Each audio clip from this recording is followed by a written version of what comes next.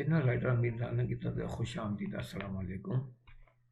Crime story रोकी, इसकी video number 3 है और स्क्रिप्ट का सीन नंबर 5 है।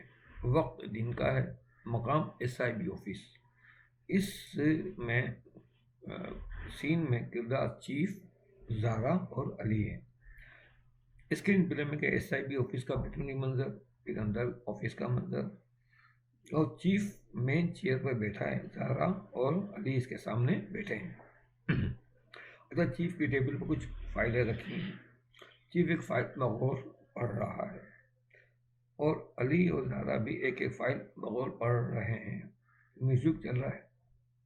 तो कुछ वक्फे के बाद चीफ सर उठाकर अली और ज़ारा को देखता है। चीफ को अपनी तरफ मुतवज्जा पाकर ये दोनों भी चीफ को देखते हैं। इन तीनों के चेहरे पर तशवीश के आसार नुमाया नजर आ रहे हैं। चीफ कहता है, कितने सफ़ाक और जालिम लोग हैं, मासूम बच्चियों के जहेज के पीछे पड़ गए हैं। अली कहता है, इन बच्चियों को तो घर आबाद होने से पहले ही बर्बाद कर रहे हैं ये लोग। ज़ारा कहती है, ऐसे लोगों को तो फौरन गिरफ्तार करके फांसी के फंदे पर लटकाना चाहिए। चीफ कहता है, तुम ठीक कह रही हो,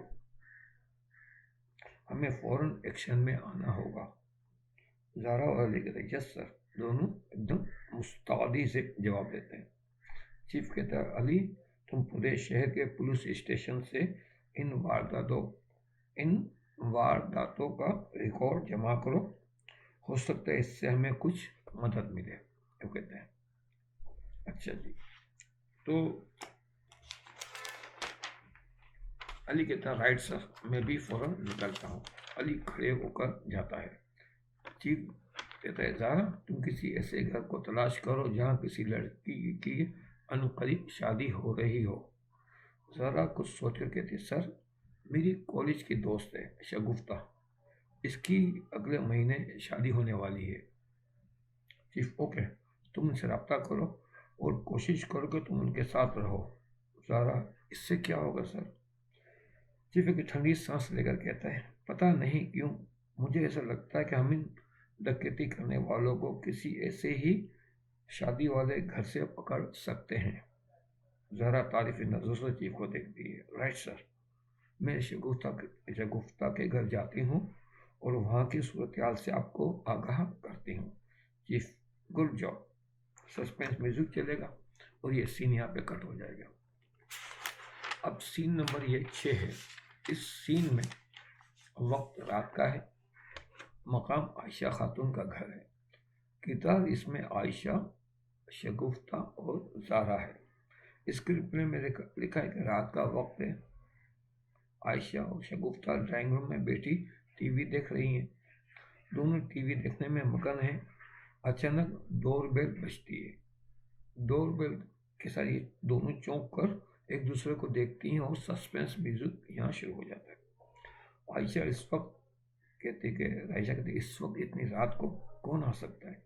शगुफ्ता घबराए हुए अंदाज में, अम्मी मुझे डर लगता है। आयशा कहते, बात फिक्रमंदी की है, जैसी खबरें आ रही हैं इससे तो हमें डर तो लगेगा ही। दोबारा डोरबेल बजने की आवाज़ आती है। अच्छा, इसमें पीछे से सस्पेंस म्यूजिक हल्का हल्का चल रहा है। जहाँ डायलॉग रुकेगा खामोशी तो होगी, वहाँ सस्पेंस म्यूजिक थोड़ा तेज हो जाएगा और जब डायलॉग शुरू होगा तो सस्पेंस म्यूजिक जो है वो हल्का हो जाएगा, स्लो हो जाएगा। तो शगुफ्ता डरी डरी से आयशा के करीब आकर लपेट जाती है। आयशा के चेहरे पर भी परेशानी के तासुरात हैं। आयशा कहती है, समझ में नहीं आता कि दरवाज़ा खोलें या ना खोलें। शगुफ्ता डरते हुए, आप दरवाज़ा ना खोलें, जो भी होगा बेल बजाकर चला जाएगा। अब अचानक फिर डोर बेल की आवाज़ आती है। ये तीसरी बार बेल बजी है। आयशा कुछ सोचती है। आयशा कहती है, हो सकता है हमारे कोई रिश्तेदार हो, मैं पहले झांक कर देखती हूँ कि कौन है। कहती है। तो ये दोनों खौफजदा सी मेन गेट की तरफ जाती है। आयशा बाहर झांक कर देखती है मगर अंधेरे की वजह से बाहर कुछ नजर नहीं आता। डोरबेल की फिर अब दोपहर बजती और साथ ही ज़ारा की आवाज़ भाई से आती है। ज़ारा की आवाज़ में ज़ारा कह रही है, शगुफ्ता गेट खोलो, मैं हूँ ज़ारा।